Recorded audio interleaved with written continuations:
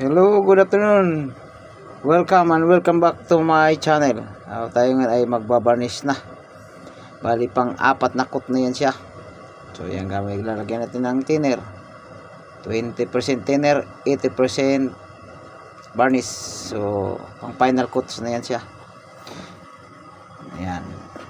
Para makintab na siya, makapal na yung varnish niyan. Pero kailangan pa sana dagdagan yan. Pero pag na-install ko na dun yan, dadagdagan ko pa ng mga dalawang coat yan para lalong makapal ang varnish, hindi siya madali-daling mapasukan ng tubig.